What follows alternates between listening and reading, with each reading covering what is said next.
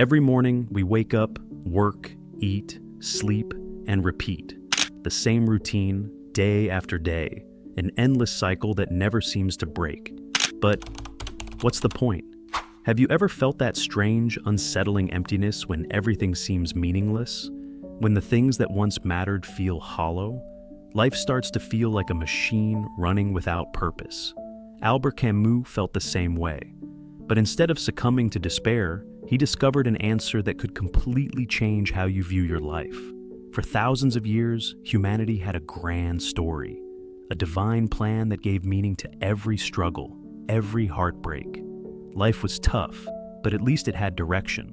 What if I told you, there's a way to find purpose even when everything seems meaningless? Let's dive in. Suffering was not pointless. It was a test, a lesson, or even a step towards something greater. Death itself wasn't the end, but merely a doorway to another existence, a reunion with something higher. People found comfort in this belief. They looked at the vastness of the universe and saw purpose. They looked at their pain and saw meaning. It was a certainty that made life bearable. But then everything changed. The march of science reshaped the world. Charles Darwin proposed that life was not crafted by divine hands, but shaped by the slow, indifferent process of evolution. The Big Bang Theory suggested that the universe was not created with us in mind.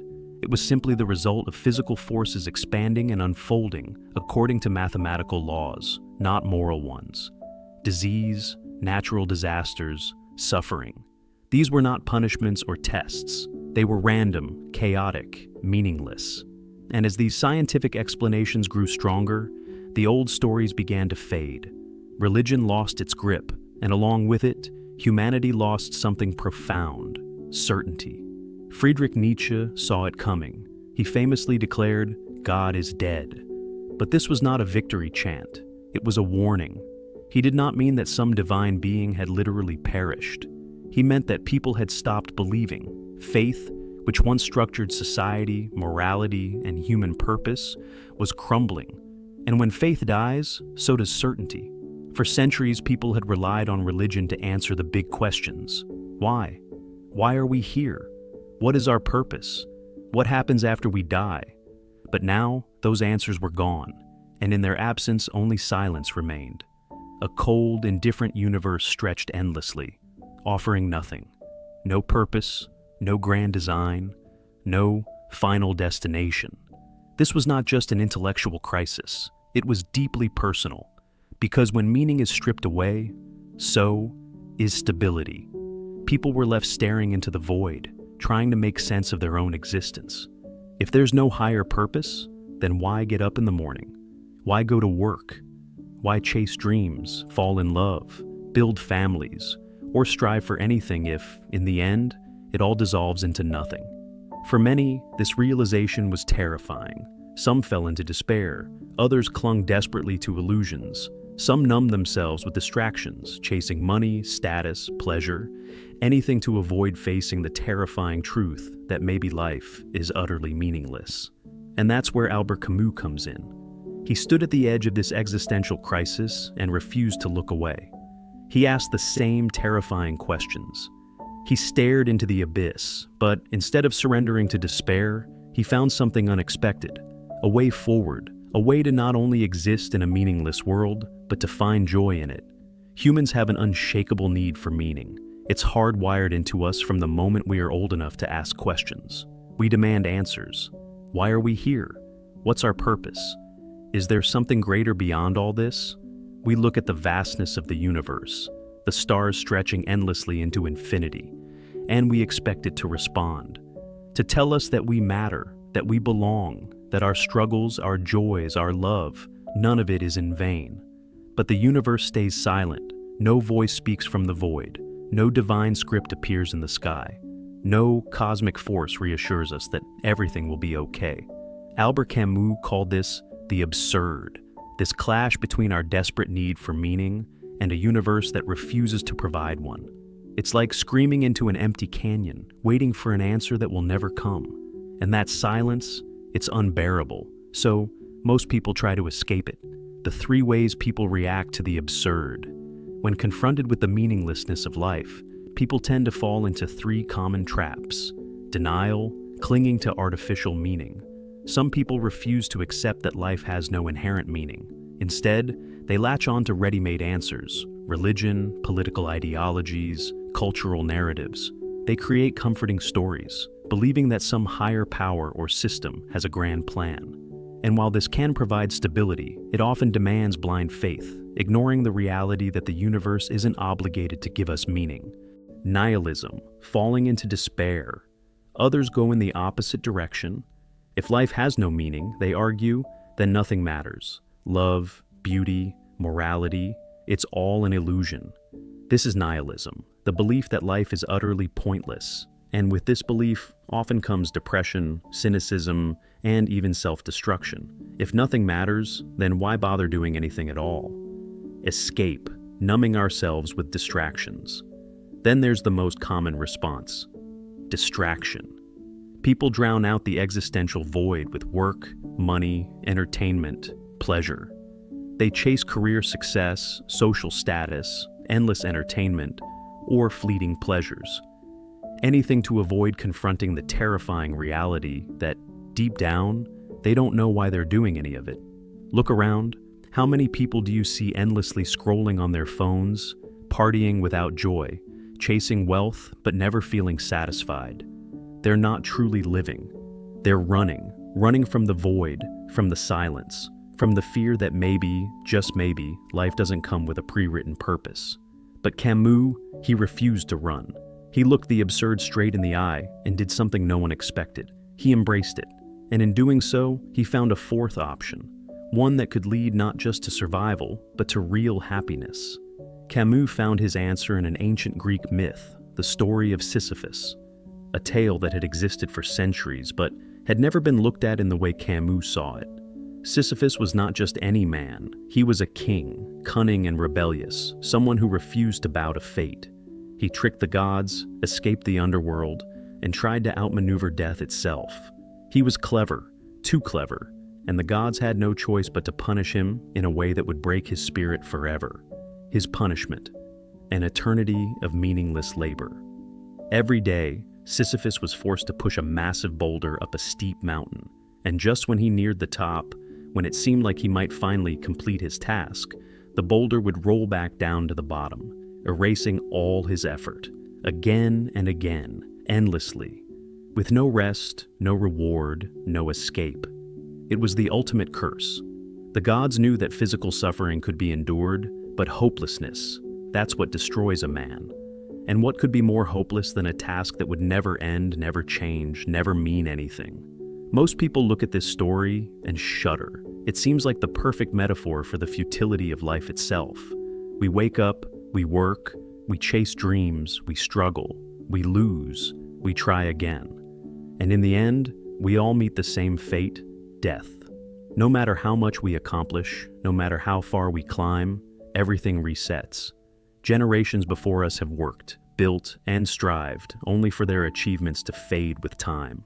Monuments crumble, names are forgotten, civilizations rise and fall. If life is just an endless cycle of struggle leading to nothing, what's the point?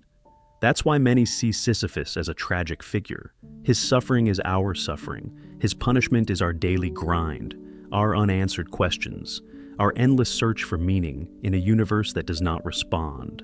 But Camus, he saw something different, something that flipped the entire meaning of the story upside down. What if Sisyphus is not suffering? What if Sisyphus is actually free? It sounds absurd at first. How could anyone be free in a situation like his? But here's what Camus realized. The moment Sisyphus accepts his fate, when he stops resisting, stops wishing for things to be different, he becomes more powerful than the gods who cursed him. The gods wanted to break him. They wanted him to suffer under the weight of hopelessness. But what if he simply refused to suffer? Imagine Sisyphus standing at the bottom of the mountain, watching his boulder roll back down. But instead of cursing the gods or falling into despair, he just shrugs, takes a deep breath, and starts pushing again.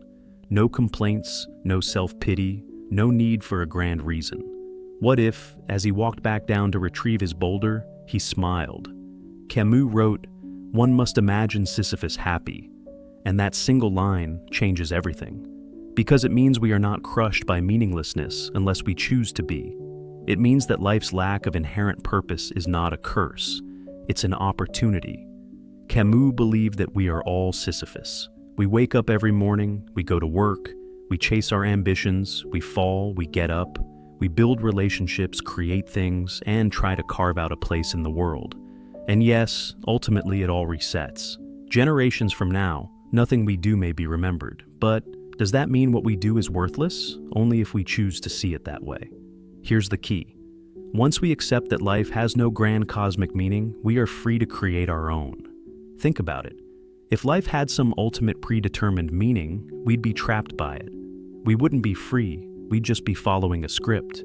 But because there is no fixed meaning, we get to decide what matters to us. Instead of waiting for the universe to hand us a purpose, we realize we don't need one. We stop searching for some ultimate justification for our existence and start living for the experience itself, the beauty of the absurd. This is what embracing the absurd really means. It's not about pretending life has some deep cosmic purpose. It's not about falling into despair and saying nothing matters, so why try? It's about revolting against the absurd by choosing to live anyway. Not because we expect some grand reward, not because we believe in an afterlife or fate or some divine script, but simply because we can. Because joy is possible even in a meaningless universe. Because we can choose to love, to create, to laugh, to explore. Not for some higher reason, but just because it's worth it in the moment. Finding freedom in the absurd. Instead of seeing life as a curse, we see it as a playground, a space where we are free to explore, to build, to fail, to experience everything fully without needing some external justification. And that's why Sisyphus is happy. He knows his task will never end. He knows the boulder will always roll back down. But he pushes anyway. Not because it will lead somewhere, but because he chooses to. And when we stop asking, what's the point? And start saying, why not? That's when we truly become free. That's when life becomes lighter, brighter, more exciting. Because instead of looking for a meaning that doesn't exist, we start creating one for ourselves. And in that moment, we win the game of the absurd. Camus did not just stop at philosophy. He believed absurdism was not just something to think about, but something to live. It was not about sitting around contemplating the meaninglessness of existence. It was about embracing it, turning it into fuel for action. But how do we actually do that? Here are 3 practical ways to live an absurdist life. Most of us spend our lives trapped in overthinking. What if I fail? What if things don't work out? What if I make the wrong choice? We hesitate, we analyze, we wait for the right time. But here's the truth. The universe does not care. You could sit there worrying about every possible outcome, but the reality is, none of it matters as much as you think it does. Lost your job? So what? The world keeps turning. Another opportunity will come. Failed at something? Who cares? The universe is not keeping score. Made a mistake? Welcome to being human. Move on. Camus teaches us that life is absurd, unpredictable, and chaotic. Instead of wasting energy on overthinking, just take action. Because in the end, whether you succeed or fail, the boulder is going to roll back down anyway. So, why stress over it? Because when you stop searching for meaning, you start truly experiencing life. Most people think meaninglessness is a reason to despair, but Camus saw it as an opportunity. Since life has no inherent meaning, you are completely free to enjoy it on your own terms. Think about it. When you laugh, even though life is meaningless, you are rebelling against the absurd. When you love, knowing that everything fades, you are rebelling against the absurd. When you create, knowing that nothing lasts forever, you are rebelling against the absurd. Every act of joy is a form of defiance. Instead of sitting around feeling lost, rebel by embracing life anyway. Laugh loudly, love deeply, explore without needing a reason. Most of us hesitate before making big decisions. Should I start that business? Should I take that risk? Should I travel, learn something new, or follow my passion? And our brain always responds with a list of reasons why we shouldn't. It's risky. It might not work. It's not practical. What if I fail? But Camus would tell us, flip the question. Instead of asking, why should I? Ask, why not? Why not start that project? Why not take that risk? Why not live boldly? Because at the end of the day, the boulder is going to roll back down no matter what. So why not have fun with it?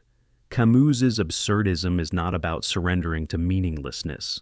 It's about revolting against it by choosing to live, to act, to experience everything without needing some grand purpose. And once you start seeing life through this lens, everything changes. You stop waiting, you stop hesitating, you stop worrying about things that don't matter, and instead, you start living. From the moment we are born, we are told that life has a purpose. Society, religion, culture, everyone gives us answers. This is the right path. This is what you must do. This is what will give your life meaning. And so, we spend our lives searching, looking for meaning in success, looking for meaning in relationships, looking for meaning in beliefs, ideologies, and achievements. But what if the truth is this? There is no meaning, not written in the stars, not waiting to be discovered, not hidden in some ancient text. At first, this might sound terrifying, but Camus saw it differently. If life has no meaning, then you are completely free. Free from expectations, free from pressure, free from the burden of needing a reason to live. And in that freedom, you gain something extraordinary, the power to create your own meaning, not because the universe gives it to you, not because some higher force demands it, but because you choose it. Camus' message is simple yet profound. Live fully, laugh loudly, love deeply, create, explore, experience. Not because life has a purpose, but because you are alive.